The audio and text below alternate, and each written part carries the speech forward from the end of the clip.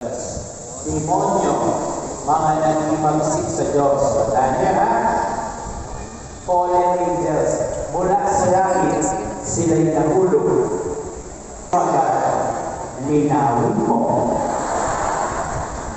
Sapagkat isa na ng alam ko pulong ng langit, sabi ni Mother Death. At yun ay demonyo. Kaya pag galing ka sa isang tao, hindi naman niya, hindi ba siya patay ngayon eh. Sabihin mo na lang, alam mo, pulong ka ng langit. At tayo na lang mo nagkakaunawaan para mo sinabing demonyo ka. Okay? Kaya, kung natin yun na, pulong ka ng langit. Okay? Now, parang lalo tingin sa ngayon, at ito isa nakakalungkot. Ano ba ito nakakalungkot?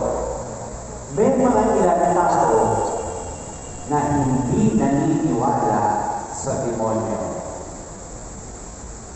Hanggang ngayon, hindi rin yan. Katoliko pa man din, pero hindi naniniwala sa diablo. Mga kapatid, gusto ko po mabatid sa inyo. Kung naniniwala sa Diyos, kailangan mong maniwala sa diablo. Seryosohin mo na may kalaban sa mundo. Bakit kailangan mo seryosohin? Kasi si Kristo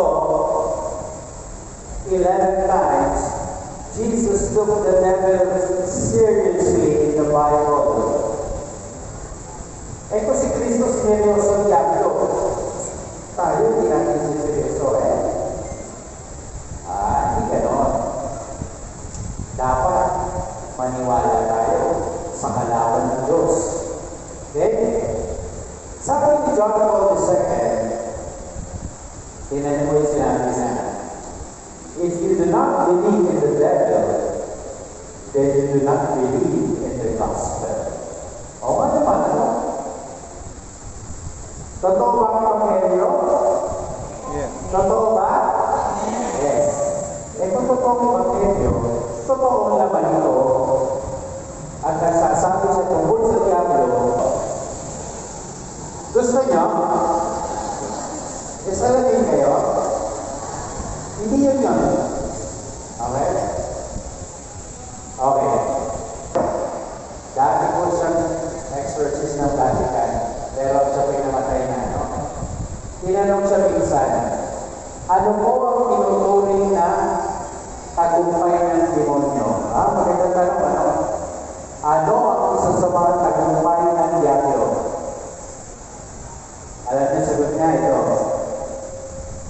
To succeed in making people believe that it doesn't exist. Bigat, no? Yan ang gusto ng iman. Kaya, naaawa ko ako sa mga taong hindi naniniwala sa diablo. Okay? Now, bago tayo magpatuloy, gusto ko po lahat kayo sabihin ito ng malakas. 1, 2, ready, go! Yes. Pinakabahan ng demonyo ngayon. Buti nga sa'yo. Buti nga sa'yo, makalaman namin. Ito ang mga madadala sa naniniwala na umiiral ka at matatalo ka isang araw. Okay? Kayo ay tumagdag na muli. Ngayon, kung naniniwala kayo, meron kasi silang pakay sa mundo. What is the purpose of the fallen angels? And I want you to look at this. First, to see as many human beings as possible join them in rebelling against God. Matindi ito, masahol ito. Kaya mga kapatid, huwag na bumay magkakaka kung bakit may mga tao ayaw na sa Diyos, tumalikod na sa Diyos, galit sa Diyos. No?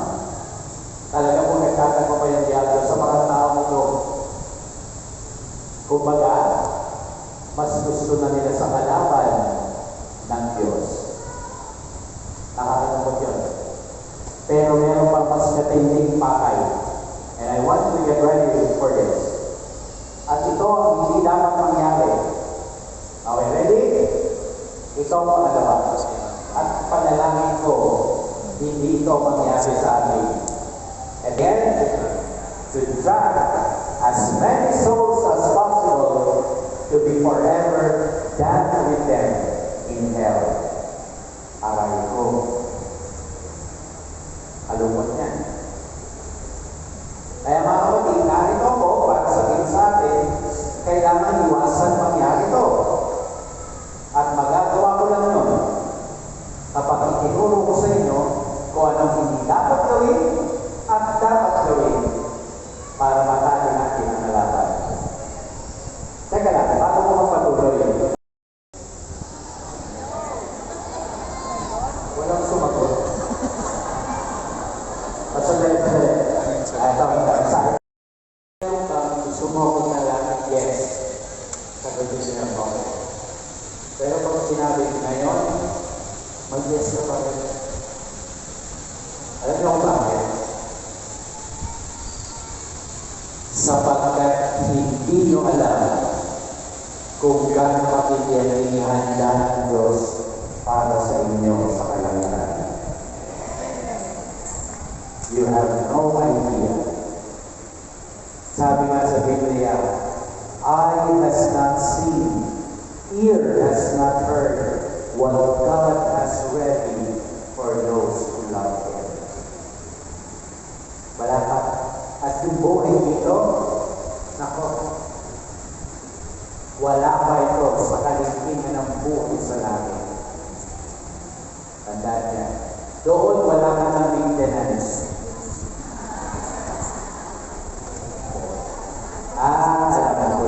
Alam ko na. Ang nasa isip nyo ganito, sa tamang panahon. Tama?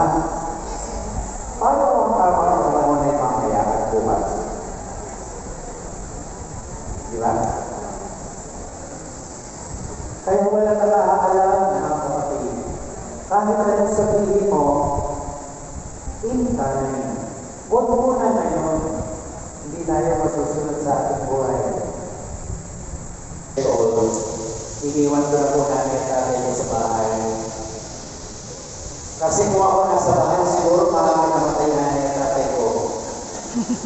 Dahil sa konsumisyon. Pero dahil nabuhay ko sila ng matagal noon, kinuha kasi ako ng Diyos eh. Doon ko na patunayan, mas magaling na pala mag-alaga ang Lord kaysa sa akin. No? At ito yung isipin nyo, ha? Kayo narito ngayon. Kayo narito ngayon. Ilagay nyo lang po ang inyong attention sa akin. Walang sumagot. At sandali. Ito.